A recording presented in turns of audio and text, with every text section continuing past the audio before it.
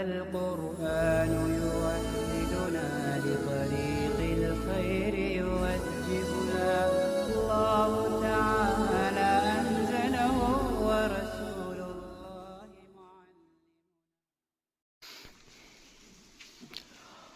وكذلك قوله تعالى قد علمنا ما فرضنا عليهم في أزواجهم. اسی طرح باری تعالیٰ کا ارشاد قد علمنا ما فرضنا علیہم فی ازواجہم، اس میں لفظ فرضنا خاص فی تقدیر شرعی، تقدیر شرعی میں خاص ہے، فلا یترک العمل به باعتبار انہ عقد مالی، لہذا اس پر عمل ترک نہیں کیا جائے گا اس قیاس کی وجہ سے کہ نکاح ایک عقد مالی ہے، فیعتبر بالعقود المالیہ، لہذا اس کو عقود مالیہ پر قیاس کیا جائے گا، فیکون تقدیر المال فیہ موکولا الی رأی الزوجین، اور اس میں مال کی تقدیر زوجین کی رائے کی سپرد ہوگی، کما ذکرہ الشافعی رحمہ اللہ، جیسا کہ حضرت امام شافعی رحمۃ اللہ نے اس کو ذکر کیا ہے۔ یہاں سے مصنف رحمۃ اللہ علیہ خاص کی دوسری مثال ذکر فرما رہے ہیں۔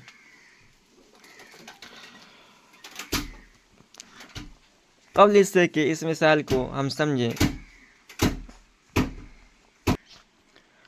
سب سے پہلے اس مسئلے کو سمجھ لیتے ہیں جس پر یہ اختلاف متفرع ہے۔ مسئلہ یہ ہے کہ حضرت امام شافعی رحمۃ اللہ کے نزدیک مہر کی مقدار بندوں کی رائے پر موقوف ہے۔ بندے یعنی مثال کے طور پر زوجین جو مقدار مقرر کریں گے وہی مہر ہو جائے گا۔ شریعت اسلامیہ کی طرف سے مہر کی کوئی مقدار مقرر نہیں ہے، یہ حضرت امام شافعی رحمۃ اللہ فرماتے ہیں، اور اس کی وجہ یہ بیان فرماتے ہیں کہ نکاح ایک عقد مالی ہے، ایک عقد معاوضہ ہے، لہذا اس کو دوسرے عقود مالیہ پر قیاس کرتے ہوئے کہا جائے گا کہ جس طرح دوسرے عقود مالیہ میں عوض کی مقدار شرعاً متعین نہیں ہے بلکہ عاقدین کی رائے پر موقوف ہوتا ہے، اسی طرح نکاح کے اندر بھی عوض یعنی مہر کی مقدار شرعاً کوئی مقرر نہیں ہے بلکہ بندوں کی رائے پر موقوف ہے۔ اور جس طرح جس چیز کو عقد مالی میں عوض اور ثمن بنانا جائز ہے، اسی طرح عقد نکاح میں بھی اس کو عوض یعنی مہر بنانا درست ہوگا۔ حضرت امام ابو حنیفہ رحمۃ اللہ کہتے ہیں کہ شریعت میں شارع کی جانب سے مہر کی اکثر مقدار اگرچہ مقدر نہیں ہے، متعین نہیں ہے، لیکن اقل مقدار متعین ہے، اور وہ اقل مقدار ہے 10 درہم، یعنی مہر کی کم از کم مقدار 10 درہم ہونی چاہیے۔ اگر اس سے کوئی کم مہر متعین کرتا ہے تو وہ شرعاً معتبر نہیں ہوگی۔ دلال قرآن کریم کی آیت ہے جو مصنف رحمۃ اللہ نے ذکر کیا ہے، قد علمنا ما فرضنا علیہم فی ازواجہم، اور اس میں جو محل استشہاد ہے وہ فرضنا ہے۔ سب سے پہلے ہم آیت کا ترجمہ کرتے ہیں۔ اللہ تعالیٰ کا ارشاد ہے قد علمنا ما فرضنا علیہم فی ازواجہم، یعنی ہم کو معلوم ہے جو ہم نے ان مردوں پر ان کی بیویوں کے حق میں مقرر کیا ہے۔ اب اس آیت کے اندر غور کیجیے، جو محل استشہاد ہمارا ہے فرضنا، فرض یہ عربی زبان کا لفظ ہے اور یہ خاص ہے، یعنی واضح نے لفظ فرض کو ایک خاص معنی کے لیے متعین کیا ہے، اور وہ خاص معنی ہے تقدیر، اور اس کی بہت ساری مثالیں ہیں۔ چنانچہ عربی زبان میں کہا جاتا ہے کہ فرض القاضی النفقۃ، یعنی قاضی نے نفقہ مقرر کیا، تو یہاں دیکھیے یہاں بھی لفظ فرض یہ تقدیر کے معنی میں ہے۔ اسی طرح عربی زبان میں فرائض ورثہ کے ان حصے کو کہا جاتا ہے جو شرعاً مقرر ہیں۔ قرآن کریم کے اندر ہے فَنِصْفُ مَا فَرَضْتُمْ، یہاں بھی فرضتم جو ہے یہ تقدیر کے معنی میں ہے، چنانچہ مفسرین نے اس کی جو تفسیر کی ہے فَنِصْفُ مَا فَرَضْتُمْ کی اَيْ نِصْفُ مَا قَدَّرْتُمْ۔ ان تمام باتوں سے یہ بات معلوم ہوئی کہ لفظ فرض کو واضح نے یعنی تقدیر کے معنی میں وضع کیا ہے، اور اسی طرح اس کا غلبہ استعمال شرعاً تقدیر ہی کے معنی میں ہوتا ہے۔ اب آیت کا مطلب یہ ہوگا کہ اللہ باری تعالیٰ فرماتے ہیں کہ ہم نے مردوں پر ان کے بیوی کے حق میں جو کچھ مقرر کیا ہے یعنی مہر، اس کی مقدار باری تعالیٰ فرماتے ہیں کہ ہم نے مردوں پر ان کے بیوی کے حق میں جو کچھ مقرر کیا ہے یعنی مہر، اس کی مقدار ہمیں معلوم ہے۔ آیت سے معلوم یہ ہوا کہ مہر کی مقدار اللہ کے علم میں مقرر ہے، متعین ہے، لیکن یہ معلوم نہیں ہے کہ وہ کیا ہے۔ یعنی اس آیت میں لفظ فرض یہ تقدیر کے معنی میں خاص ہے، جو اپنے مدلول کو قطعی طور پر شامل ہے، مگر جو مہر کی مقدار متعین ہے اس مقدار کے سلسلے میں مجمل ہے، اور مجمل چونکہ مجمل کی طرف سے بیان کے محتاج ہوتا ہے، اس لیے ہم نے اس اجمال کی تفصیل کے لیے جب احادیث کا مطالعہ کیا تو اس میں ہمیں حدیث ملی کہ لا مہر اقل من 10 دراہم، یعنی 10 درہم سے کم اگر مہر کو متعین کیا جائے تو اس مہر کا اعتبار نہیں ہے۔ تو اس حدیث کو اور قرآن کی اس آیت کو جب ہم ملائیں گے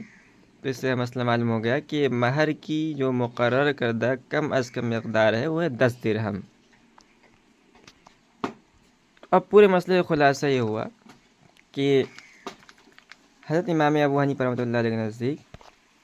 جو مہر کی اقل مقدار ہے وہ متعین ہے اور وہ ہے 10 درہم، اور حضرت امام شافعی رحمۃ اللہ علیہ کے نزدیک مہر کی اقل مقدار متعین نہیں ہے، عاقدین جتنا متعین کر لیں متعین ہو جائے گا۔ آگے مسلم فرماتے ہیں کہ وَفَرَّعَ عَلَى هَذَا أَنَّ التَّخَلِّيَ لِنَفْلِ الْعِبَادَةِ أَفْضَلُ مِنَ الْإِشْتِغَالِ بِالنِّكَاحِ،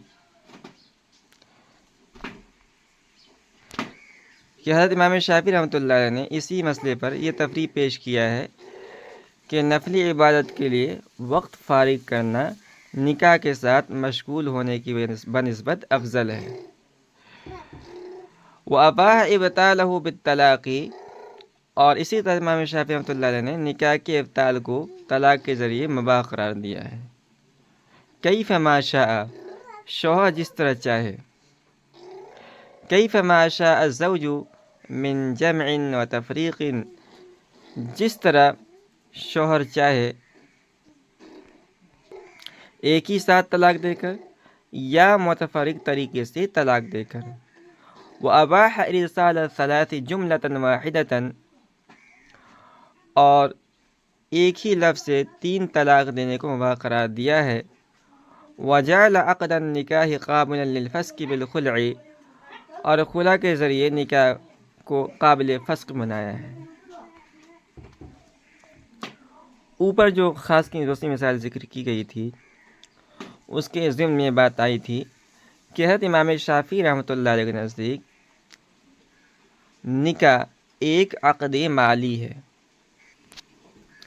یہ حضرت امام شافعی رحمۃ اللہ علیہ کا ایک اصل ہے، ایک قاعدہ کلیہ ہے۔ مصنف فرماتے ہیں کہ اسی اصل پر چند مسائل حضرت امام شافعی رحمۃ اللہ علیہ کے نزدیک متفرع ہیں، جن میں سے پہلا مسئلہ یہ ہے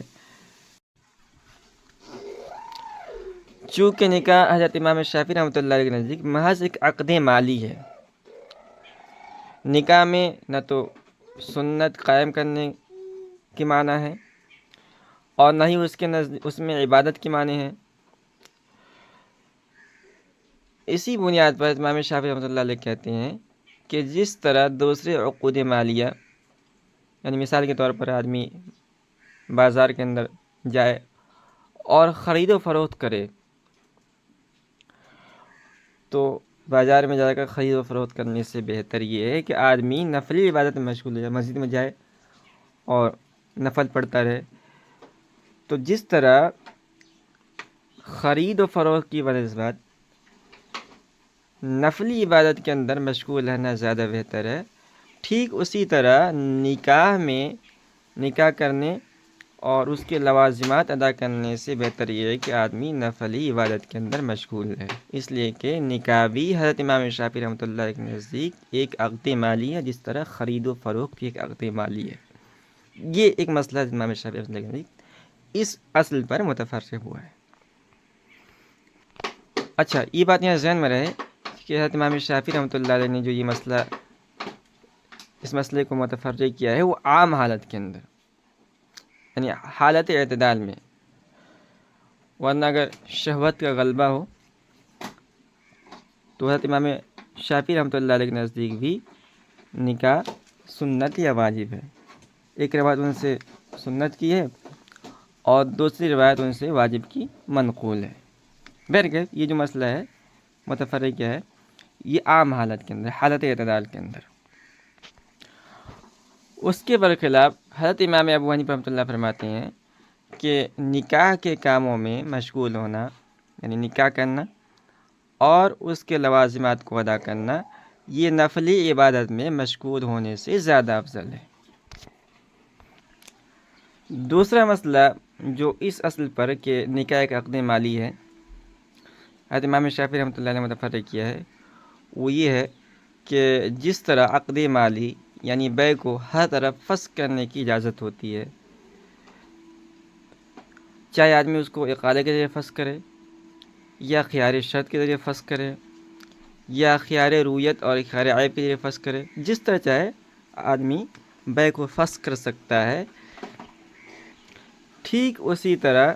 حضرت امام شافعی رحمۃ اللہ فرماتے ہیں کہ نکاح کو ہر طرح سے باطل کرنے اور ختم کرنے کی اجازت ہے۔ شوہر جس طرح چاہے نکاح کو ختم کر سکتا ہے، ایک طلاق کے ذریعے ختم کر دے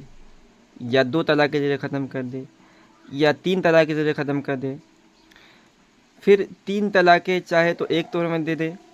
یا متفرق کر کے تین توڑے میں دے۔ اسی طرح ایک لفظ سے تین طلاقیں دے کر نکاح ختم کرنا چاہے تو بھی اس کی اجازت ہے۔ خلاصہ یہ ہے کہ امام شافعی رحمۃ اللہ کے نزدیک جس طرح عقد مالی مثال کے طور پر بیع کو بلا کراہت ہر طرح سے ختم کرنا جائز ہے، ٹھیک اسی طرح نکاح کو بھی بلا کراہت ہر طرح سے ختم کرنے کی اجازت ہے۔ اس کے برخلاف حضرت امام ابو حنیفہ فرماتے ہیں کہ نکاح کو ختم کرنا طلاق کے ذریعے، یعنی مثال کے طور پر دو طلاق کے ذریعے یا تین طلاق کے ذریعے ایک طہر کے اندر ختم کرنا نکاح کو، یہ بدعت ہے اور اس کا مرتکب گناہگار ہوگا۔